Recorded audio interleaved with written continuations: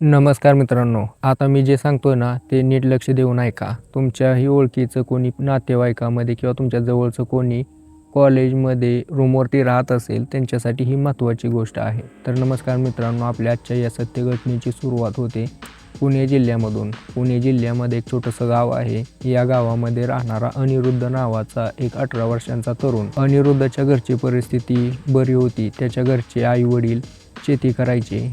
15-20 acre शेती होती. भरपूर पैसा यायचा त्यातून. हा अनिरुद्ध एकटाच होता. त्यामुळे याचे भरपूर लाड केले जायचे. अनिरुद्ध त्याच्या आईबापाला कायम धमकी द्यायचा की मला हे पाहिजे, नसेल तर मी ही घर सोडून चाललो. आता एकटाच पोरगा आहे म्हणल्यानंतर त्याचे आईवडील पण त्याचा लाड करायचे. त्याला कसलीही कमी पडू दिलेली नाही. त्यानेही त्याच्या वयापेक्षा मोठे मित्र बनवलेले होते. लहान पोरांसोबत तो फिरतच नव्हता. मोठ्या पोरांसोबत फिरून तो जे काय चाळे करायचे ते करायचा. एक दिवशी या अनिरुद्धने मार खाल्ला होता. त्याचं कारण काय? कॉलेजमधल्या एका पोरीची याने छेड काढली होती. त्या पोरीने याला तुटस्तोर मारला होता.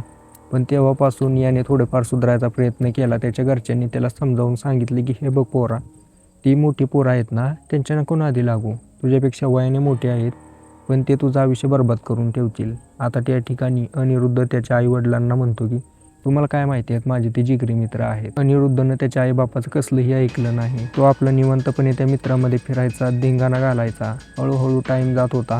अनिरुद्ध 10वीमध्ये होता. त्यावेळेला त्याचे 4-5 मित्र पुण्यामध्ये गेले. पुण्यामध्ये जाऊन त्या ठिकाणी अभ्यास करू लागले. MPSCचा UPSCचा अभ्यास करत असताना एका मित्राला नोकरी पण लागली. आता त्या ठिकाणी काही मित्रांनी अनिरुद्धला फोन केला की अरे भावा, तू काय करतो गावात?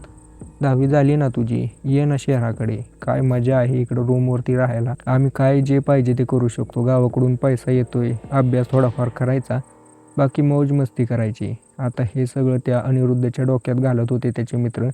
त्याचं कारण होतं की अनिरुद्धच्या घरून पैसा भरपूर येणार होता त्या ठिकाणी जर राहिला तर. त्याच पैशावरती हे त्याचे मित्र ऐश करणार होते. तर मित्रांनो हेच मित्र या अनिरुद्धचं आयुष्य पूर्णपणे खराब करणार होते. पूर्ण घटनेचा मी तुम्हाला तपशील सांगतो, व्हिडिओ शेवटपर्यंत बघा. ज्या वेळेला अनिरुद्धच्या डोक्यामध्ये ही गोष्ट बसली की मलाही पुण्याला जायचं आहे, रूमवरती राहायचं आहे, त्या ठिकाणी हा तिच्या आईला म्हणतो की आई, माझी आता 10वी झालेली आहे, मला पुण्याला जाऊन शिक्षण घ्यायचं आहे. त्या ठिकाणी मी राहून अभ्यास करेल आणि MPSC UPSCची तयारी करेल, सरकारी नोकरी पाहिजे. आई म्हणाली की पोरा, तू कुठेही जाऊ शकत नाही, आम्हाला तू एकटाच आहे, आपल्याला भरपूर शेत आहे, आपल्याला काय काम करायची गरज आहे.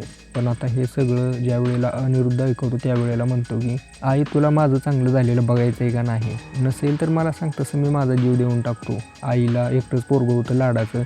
त्या ठिकाणी आई म्हणते बापाला विचारावं लागेल आणि तू सारखं सारखं हे बोलत जाऊ नको, जीव देईन जीव देईन. तू गेला तर आम्ही काय जिवंत राहील का? आमचाही जीव तुटतोय तुझ्यासाठी. या अनिरुद्धला हे चांगलंच माहिती होतं की हे सगळी गोष्ट आहे. काही वेळानंतर त्याचा बाप आला. त्याची आई त्या अनिरुद्धच्या बापाला म्हणते की अहो ऐकलं का? अनिरुद्ध म्हणतो की पुण्यामध्ये जाऊन अभ्यास करायचा आहे, MPSC UPSCची तयारी करायची आहे. त्याचा बाप म्हणला याचा आताशी 18 वर्ष पूर्ण झाले आणि आपल्याला आता त्याला पाठवून चालणार नाही. याला 11वी 12वी करू दे, इथं थोडे दिवस राहू दे, नंतर देऊ पाठवून. तसंही आपल्याला शेती भरपूर आहे, लागली नोकरी ठीक, नसेल तर आयुष करून माघारी येईल. बापाचं असं बोलणं ऐकून तो म्हणतो की नाही मला जायचंच आहे. पण बाप समजावतो, हे बघ 12वी होऊ दे, 12वीला चांगले मार्क पाड, तर मी तुला MPSCच्या परीक्षेसाठी पाठवीन. आता या ठिकाणी अनिरुद्ध त्यांना होकार देतो. 11वीला ॲडमिशन घेतो शेजारच्या गावामध्ये. त्या ठिकाणी जात असताना जेव्हापासून 11वी चालू झाली होती तेव्हापासून अनिरुद्धने चांगल्या प्रकारे अभ्यास करायला चालू केला होता. काही दिवसापूर्वी हाच अनिरुद्ध टवाळकी करत गावामध्ये फिरायचा, पण आता अभ्यास करून चांगले मार्क पाडायच्या ध्येय मागं होता. त्याला पुणे दिसत होतं. चकाकणारी ती पुणे सिटी ती आकर्षित करत होती या अनिरुद्धला. त्याने भरपूर अभ्यास केला. 11वीमध्ये त्याला 87% मार्क पडले. त्याचे वडील त्याच्यावरती खुश झाले, त्यामुळे त्याला एक बुलेट गाडी घेऊन दिली. आता तो बुलेटवरती कॉलेजला जाऊ लागला. कॉलेजला जर बुलेटवर जाणारा पोरगा आहे, अत्यंत श्रीमंत घरातला iPhone आहे हातात, चांगली कापडं घातलेली आहे, बूट घातलेला आहे, तर त्या कॉलेजमधल्या पोरी त्याच्यावरती मरणारच होत्या. कॉलेजमधल्या अनेक तरुण पोरी याच्यावरती जीव ओवाळून टाकायला तयार होत्या. अनेक सुंदर पोरी, त्यातलीच एक सुंदर पोरगी रीता नावाची या अनिरुद्धच्या जाळ्यात फसली. अनिरुद्ध आणि ही रीता आता चांगल्या प्रकारे संबंधात आले होते. शेजारच्याच गावातली होती. अनिरुद्धने तिचा नंबर घेतला. दोघं मोबाईलवरती बोलायचे, तासनतास गप्पा मारायचे. याचा परिणाम अनिरुद्धच्या अभ्यासावरती होऊ लागला. पहिल्या सेमिस्टरमध्ये याला कमी मार्क पडले, पण त्याने काय लक्ष दिलं नाही. रीतासोबत बोलत राहिला.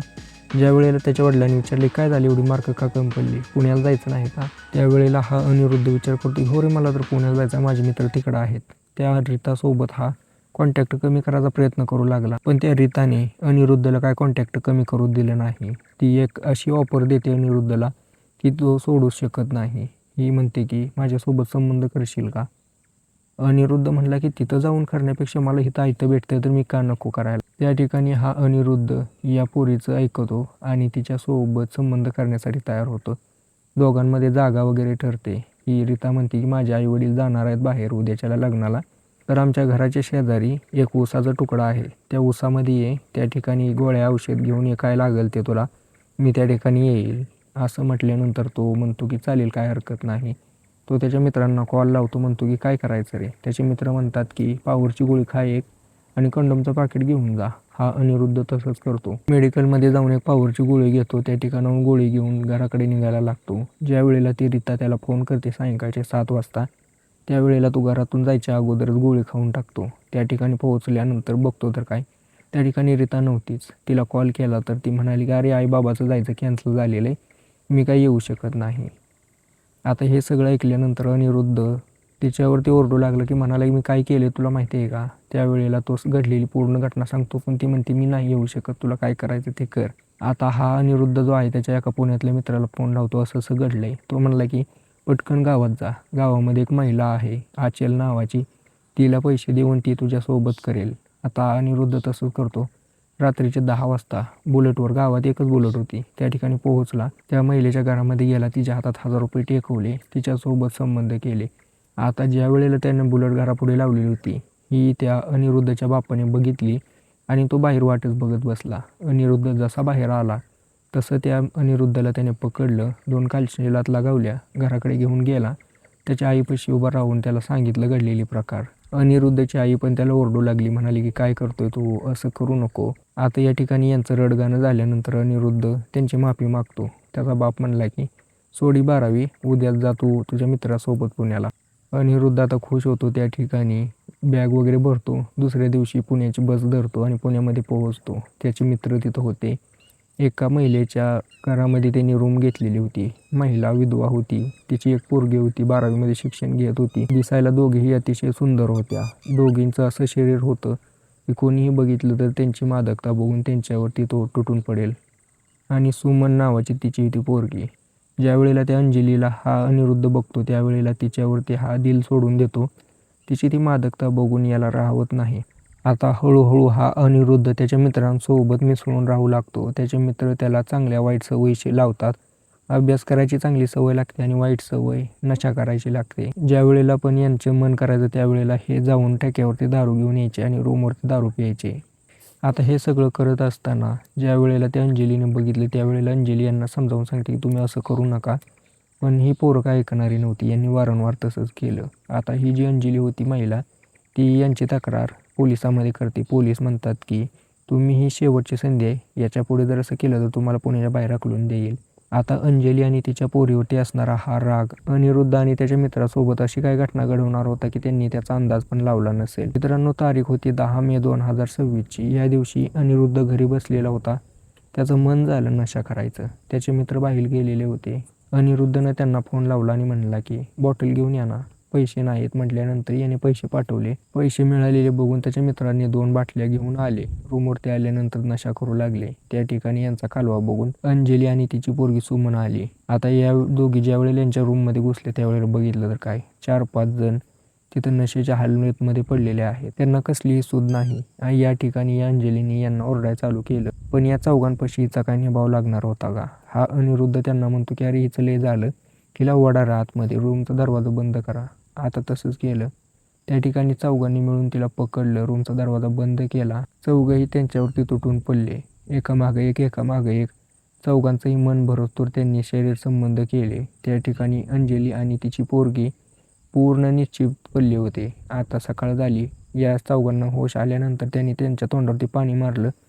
या दोघी महिलांना उठवलं आणि म्हणले की कोणाला जर सांगितलं तर आम्ही आहे आणि तू आहे, इथून पुढे आम्हाला काय बोलायचं.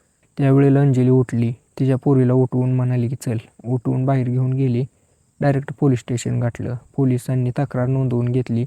त्यांना मेडिकल टेस्टसाठी दवाखान्यात पाठवलं. टेस्ट वगैरे झाली, सिद्ध झाले की हो झालेलं आहे तसं. त्यावेळेला पोलिसांनी त्या चौघांना अटक केली, त्यांच्यावरती कारवाई चालू केली. त्यावेळेला अनिरुद्धचे आई-वडील त्या ठिकाणी आले आणि विचारू लागले की पोरा तू असं का केलं? तुला कशाची कमी होती?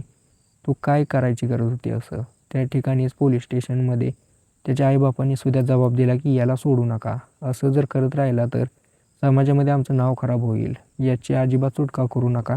आम्ही कोणी वकील वगैरे देणार नाही. ज्या वेळेला अनिरुद्ध हे सगळं ऐकतो त्यावेळेला त्याचे अश्रू अनावर होतात आणि त्याला त्याची चूक कळते. पण आता उशीर झालेला होता. अनिरुद्ध आणि त्याचे 3 मित्र पोलिसांच्या कैदेमध्ये आहेत. पोलीस त्यांच्यावरती योग्य ते कारवाई करतच आहेत. बाकी तुम्हाला या घटनेबद्दल काय वाटतंय मला कमेंट करून नक्कीच सांगा. व्हिडिओ आवडला असेल तर लाईक करून चॅनल सबस्क्राईब नक्की करा.